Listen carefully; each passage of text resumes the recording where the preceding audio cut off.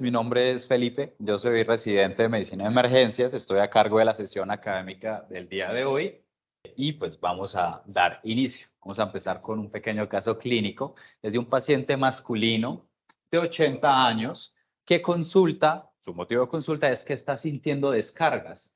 Este es un señor hipertenso crónico, cardiópata, la cardiopatía es en relación a isquemia, con revascularización miocárdica en el 2014, una fracción de eyección severamente disminuida de aproximadamente el 24%, con insuficiencia mitral y aórtica severa y moderada respectivamente, y es portador de un dispositivo cardiodesfibrilador implantable. Consulta porque el día de hoy ha presentado 11 episodios de descarga del dispositivo asociado a episodios sincopales. ¿Qué queremos saber con este señor de entrada? Los signos vitales. Esa es la presión, esa es la frecuencia cardíaca, esa es la frecuencia respiratoria, está afebril y esa es la saturación que tiene el paciente. Este es el electrocardiograma con el que él ingresa a la sala de reanimación que le trae a usted el médico de triaje. Mírenlo, acuérdense de él, vean los complejos, la frecuencia, perfecto. Esta es la radiografía de tórax, tiene su dispositivo.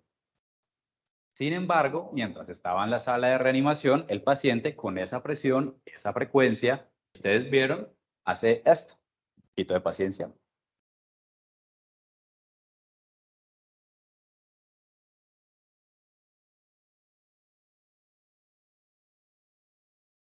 Ahí sale, pero vuelve y entra.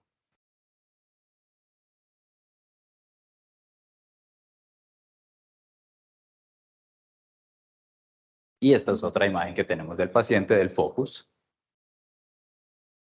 Eje parasternal que está fibrilando.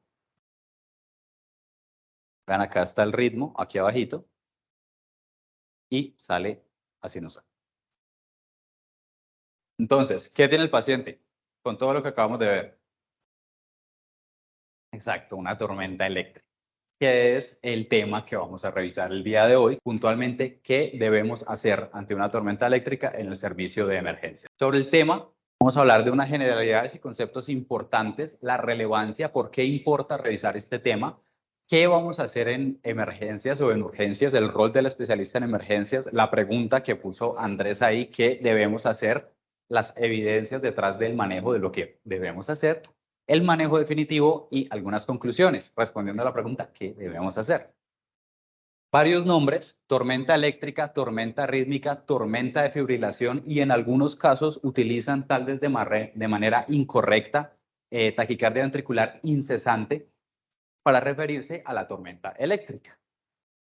En líneas generales, y ya vamos a hablar bien sobre lo que es el diagnóstico o las definiciones, se define como más de 3 episodios de arritmias ventriculares en 24 horas en un paciente que no tiene un dispositivo de cardioversión implantable, más de 3 episodios de descargas en 24 horas en un paciente que tiene el dispositivo, y arritmias ventriculares incesantes pese a manejos de cardioversión o farmacológicos de fibrilación y farmacológicos, incesante definido como una arritmia que se mantiene por más de 1 hora.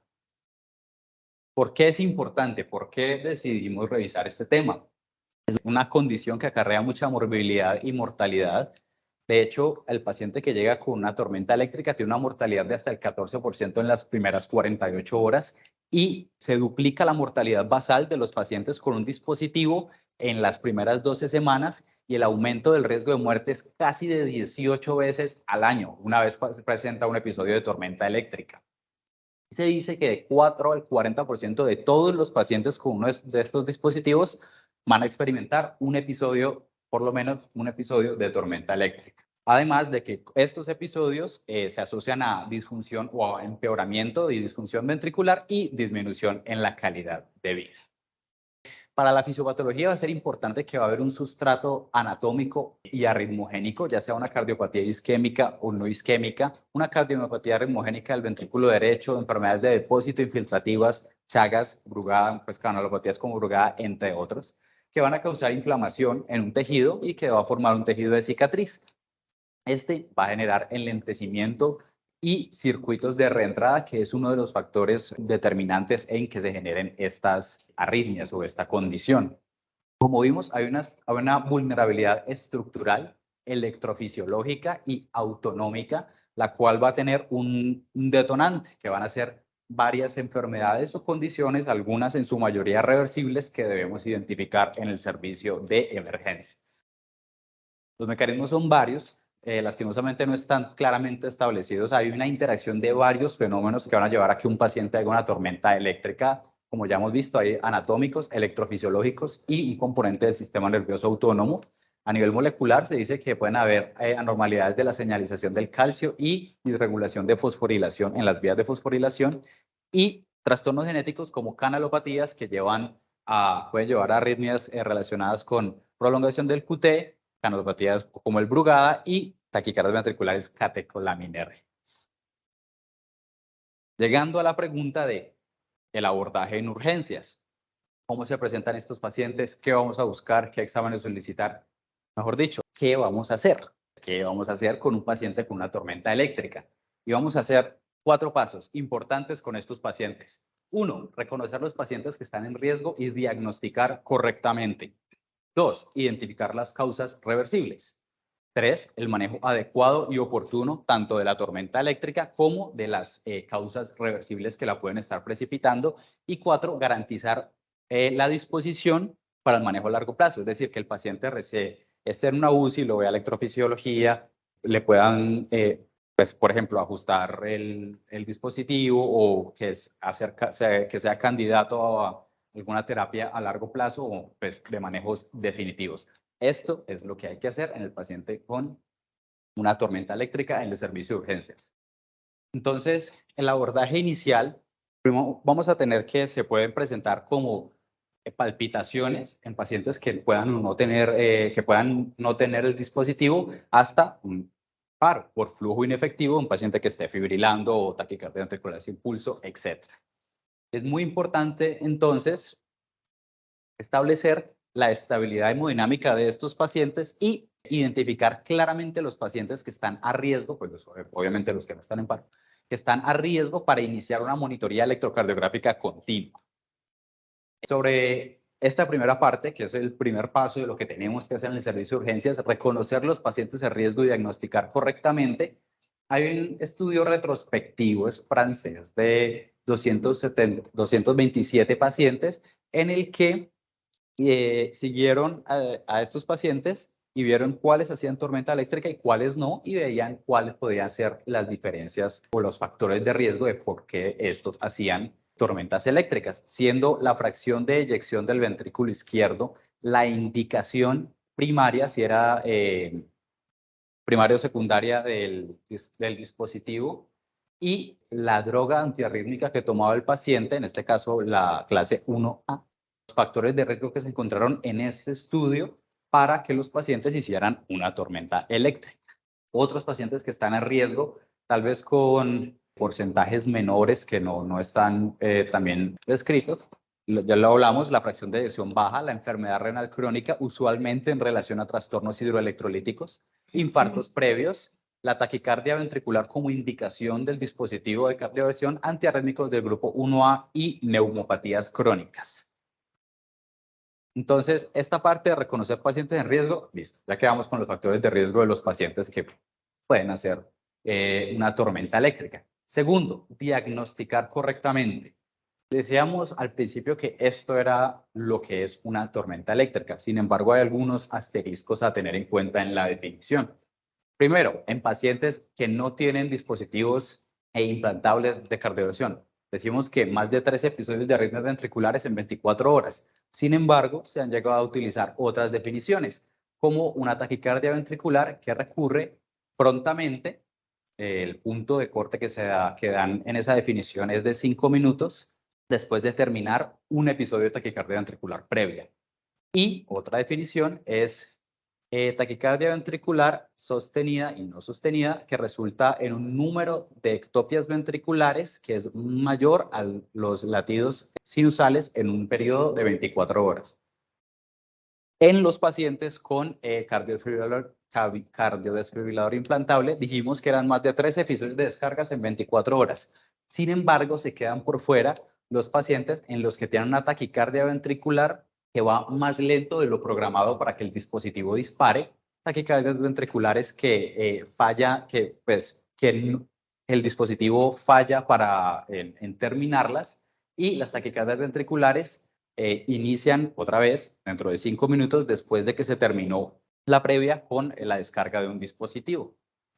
El siguiente paso de diagnosticar correctamente es el electrocardiograma. Entonces, rápido, taquicardia o fibrilación ventricular. Exacto, ninguna. Es una taquicardia supraventricular con aberrancia.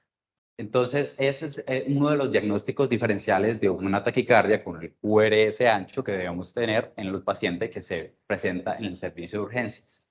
Hay varias maneras de diferenciarlos, varios protocolos.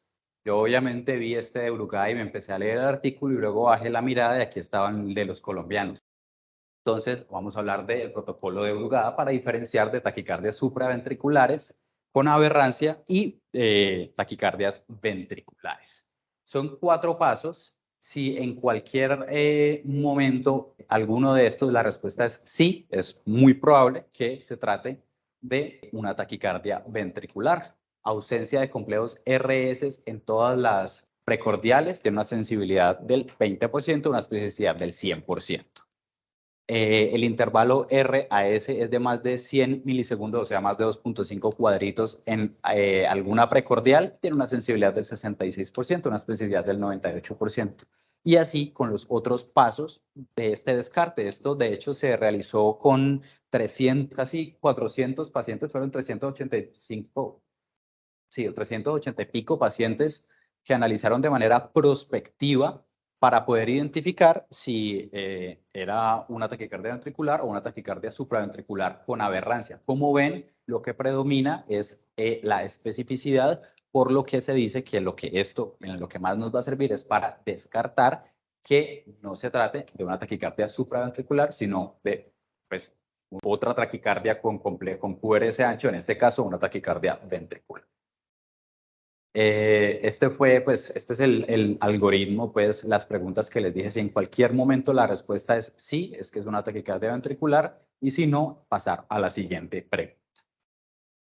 Sin embargo, afortunadamente, hay varios consensos, escritos, revisiones, recomendaciones de que si un paciente tiene una taquicardia con un QRS ancho y está críticamente enfermo, hemodinámicamente estable, trátelo como si fuese una taquicardia ventricular, punto.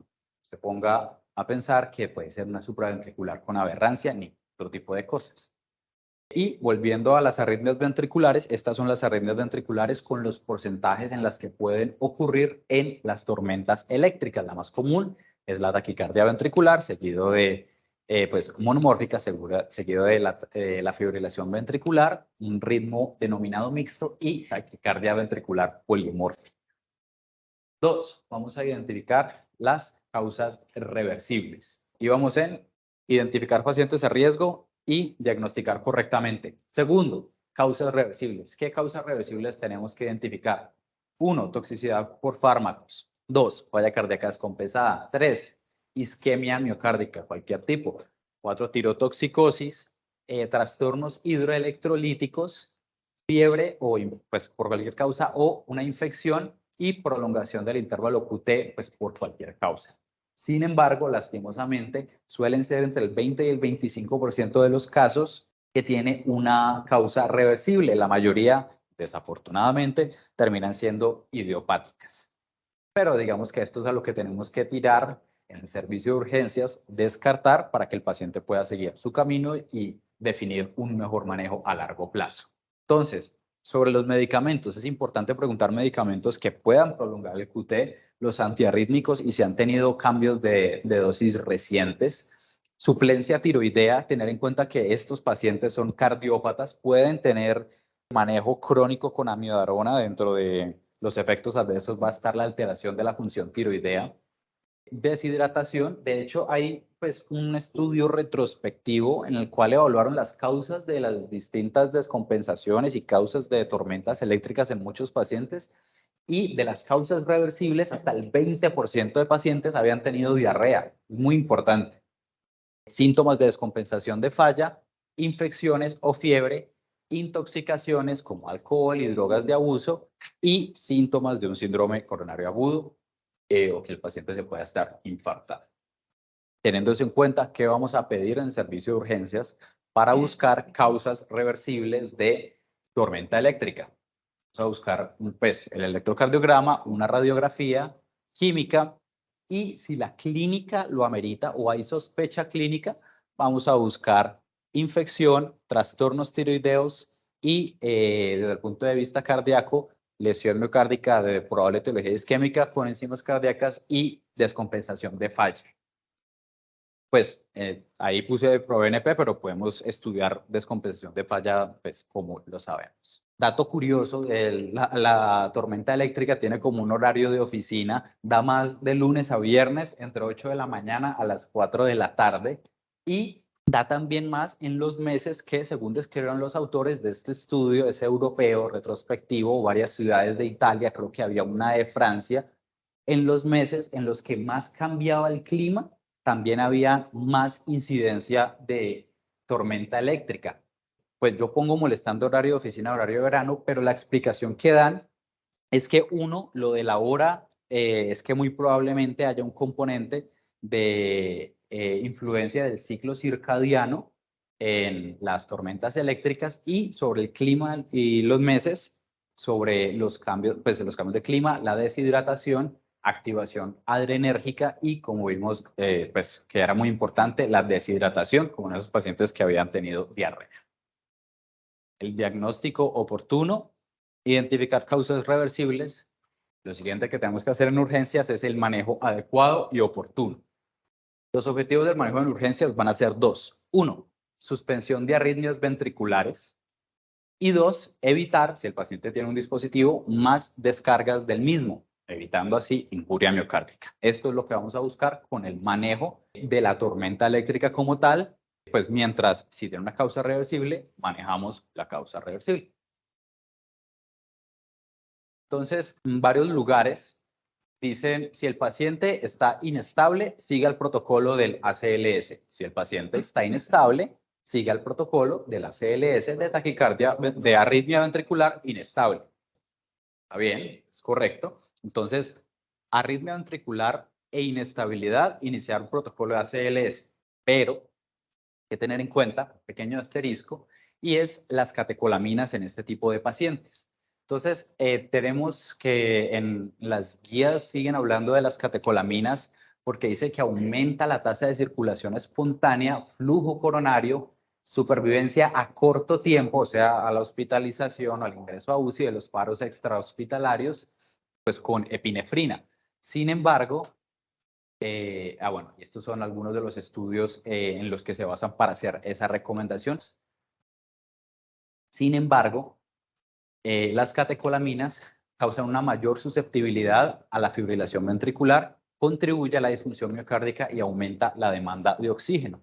Entonces, los efectos beneficiosos que estamos intentando buscar con la epinefrina terminan viéndose opacados por todo lo malo, por toda la disfunción miocárdica, aumento del consumo de oxígeno y aumento o hacerlos más proclives a más arritmias ventriculares. Entonces, aunque sí, si un paciente está con una arritmia ventricular inestable, nos vamos por la parte del algoritmo de la CLS, hay que tener mucho cuidado con la epinefrina, tal vez, si está inestable, la desfibrilación temprana y el uso de antiarrítmicos, ojo, en el contexto de tormenta eléctrica, puedan tener prioridad o prelación por sobre las catecolaminas. Puede.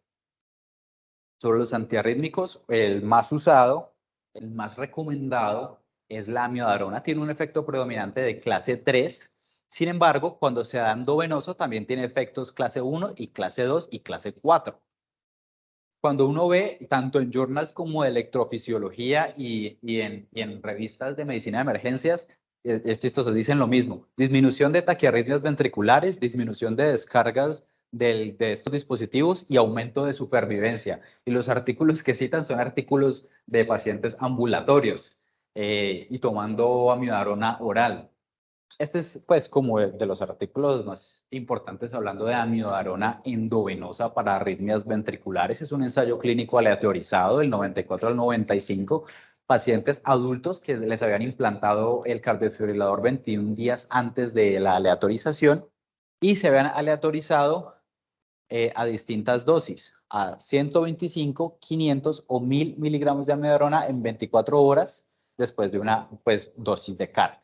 El objetivo era demostrar la eficacia de la amiodarona y esa eficacia, pues, de acuerdo a las distintas dosis en 3 regímenes. El desenlace primario fueron desenlaces de eficacia, que era tasa de eventos de arritmia, el tiempo hasta el primer evento arrítmico y el número de infusiones suplementarias administradas. Estos fueron los 3 protocolos de infusión. El de abajo, el de 1000, puede que les suene porque es el que se usa en esta institución. Los grupos fueron muy similares. Los autores no destacan diferencias estadísticamente significativas entre ellos. Y estos fueron los resultados de las tasas de arritmias con las distintas dosis. Vemos que a mayor dosis hubo menor incidencia de eventos por hora y esto es el tiempo a una nueva arritmia. Estas gráficas también nos hablan del tiempo desde el evento, pues la tormenta eléctrica, hasta un nuevo evento, o sí, el tiempo que se demoraron en entrar al ritmo después del primer evento, que fue el cual se les indicó la infusión. Con la conclusión de que a mayor dosis, principalmente la de 500 y la de 1000, parece ser que disminuye los eventos de tasas de arritmias ventriculares en los pacientes comparado con las dosis más bajas. Y los otros dos que citan tanto los journals de emergencia como los de electrofisiología son artículos de pacientes de consulta externa, como estos pacientes. Esto es una revisión sistemática y metaanálisis, pacientes a los que les habían dado amiodarona y se habían aleatorizado a un grupo placebo, y el objetivo era proporcionar evaluación más sensible y precisa de los beneficios y riesgos de la amiodarona, con el desenlace siendo muerte por cualquier causa y muerte por arritmias. Estos fueron los diferentes estudios que tuvieron en cuenta con las distintas dosis que utilizaban los pacientes de amiodarona oral, no hay ninguna endovenosa. Y esto es un modelo de efectos aleatorios, teniendo en cuenta, pues utilizaron el modelo de efectos aleatorios teniendo en cuenta las distintas, 1, criterios de inclusión en cada ensayo, 2, las distintas dosis que estaban recibiendo, 3, ya les hablé de los criterios de inclusión, y 3, el tiempo que estaban siguiendo a los pacientes. ¿Qué encontraron? Que tanto en la mortalidad total como en la mortalidad súbita o arrítmica había sido menor en el grupo de la amiodarona. Y esa es una de las razones por las cuales en los pacientes de urgencias, citando journals de emergencias, se da la amiodarona endovenosa. Y el otro es que ¿se acuerda que uno de los objetivos de urgencias era disminuir las descargas del dispositivo? Pues sí, disminuye las descargas. Salió de este ensayo del 2004. Se habían autorizado un beta bloqueador, sotalol o amiodarona más beta bloqueador, con el objetivo siendo determinar si la amiodarona más el beta bloqueador o el sotalol son mejores que el beta bloqueador solito para la prevención de descargas. El desenlace fueron descargas del dispositivo por cualquier causa. Esto fue como se aleatorizaron los pacientes. Entre los grupos no hubo diferencias estadísticamente significativas reportadas por los autores y, como pueden ver, esta fue la tasa acumulativa de descargas por los 3 grupos desde la aleatorización al seguimiento.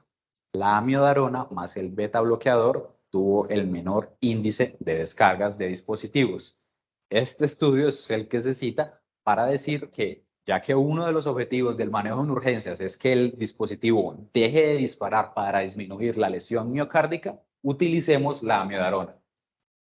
Hablando de otros antiarrítmicos, está la lidocaína, tiene un efecto predominante de clase 1 y tiene una disminución de taquiarritmias ventriculares principalmente en pacientes posterior a infartos miocárdicos. Eso lo sacan de, pues el estudio el objetivo principal no era ver arritmias, el resultado sobre las arritmias, pero se lo encontraron y a causa de eso citan este estudio de 1988.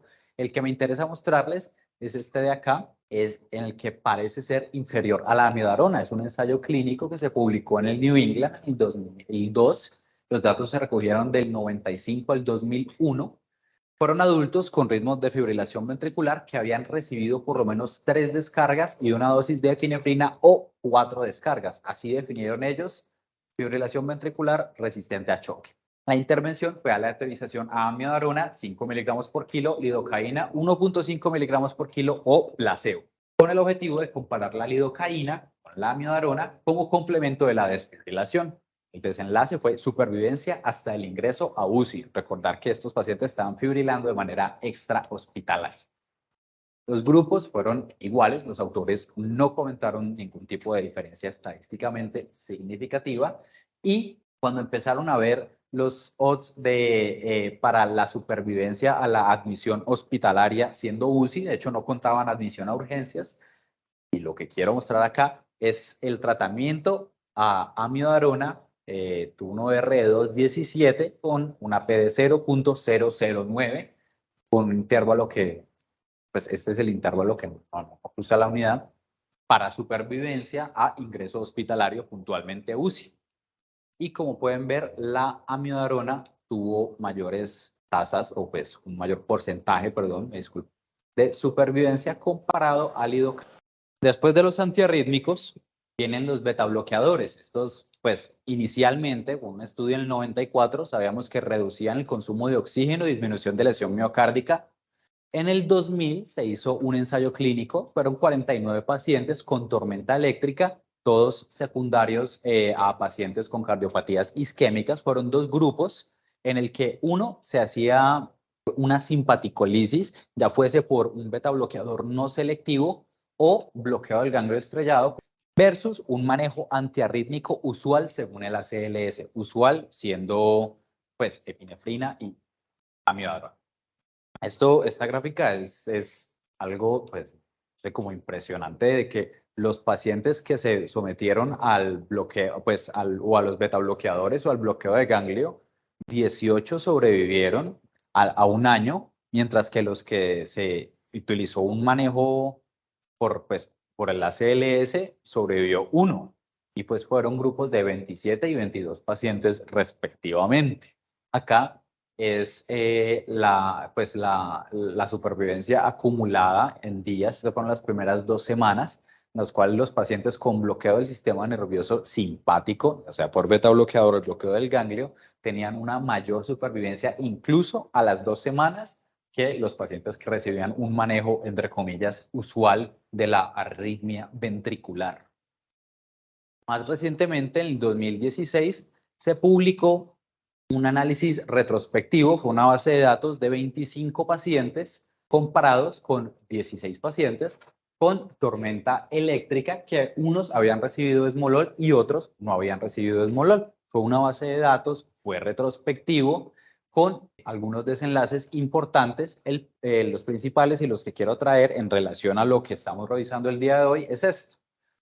El retorno a circulación espontánea, ya sea temporal o sostenido, fue mayor en el grupo que se utilizó esmolol, y la supervivencia a admisión a UCI también fue mayor en el grupo que se utilizó esmolol.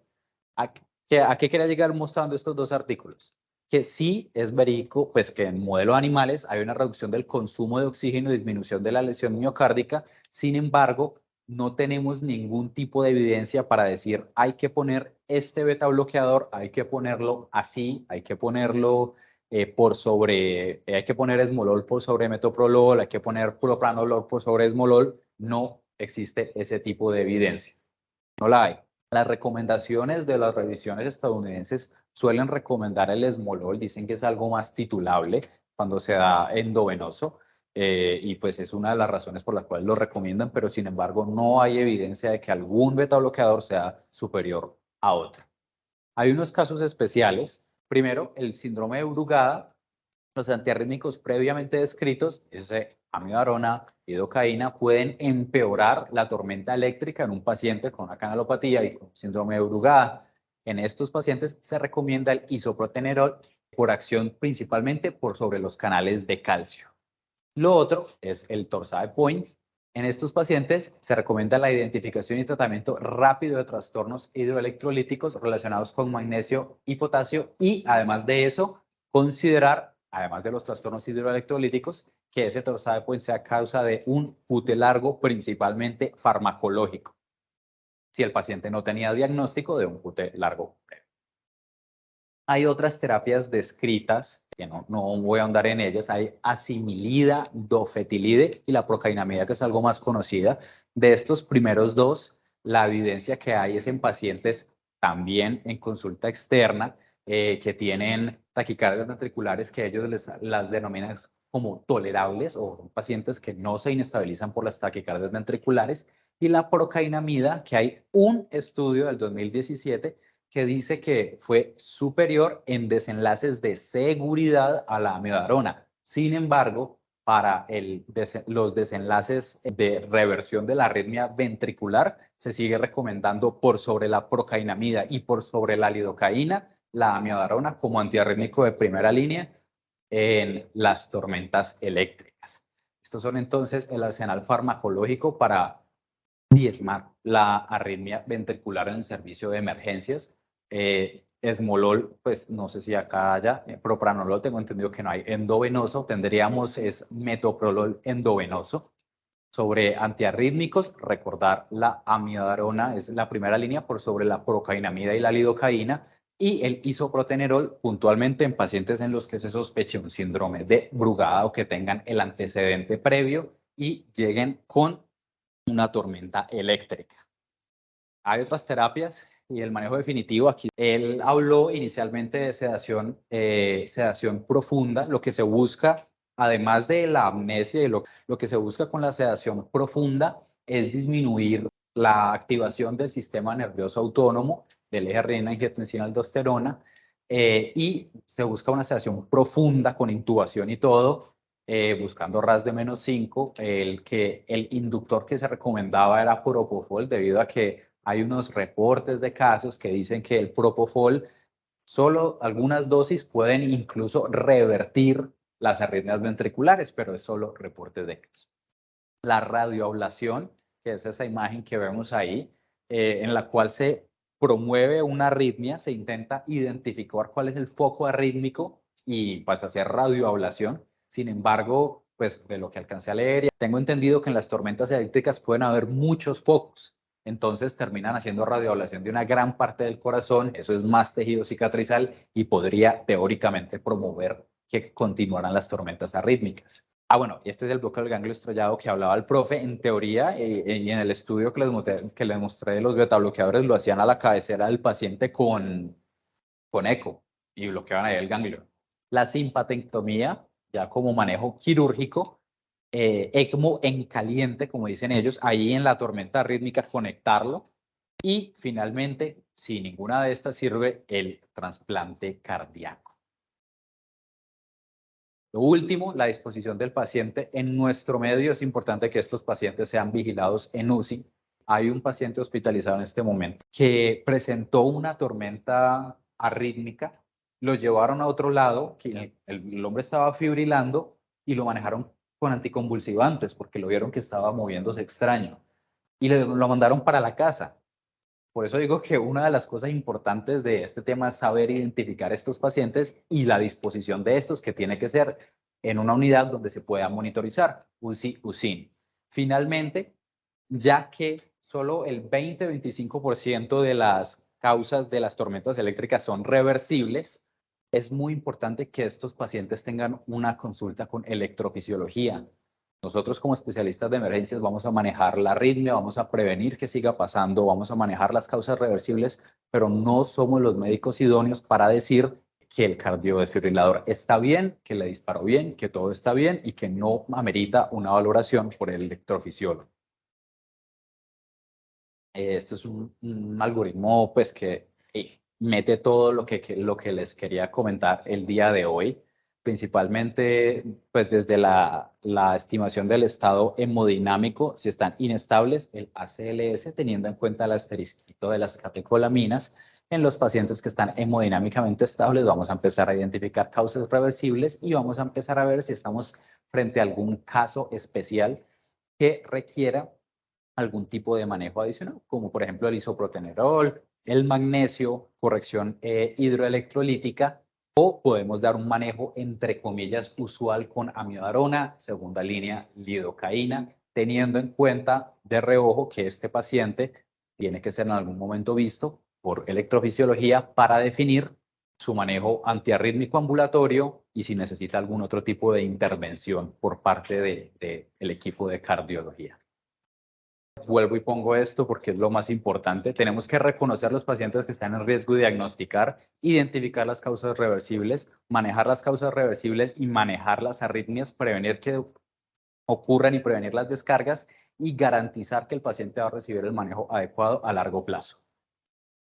Y eso es todo lo que traía el día de hoy.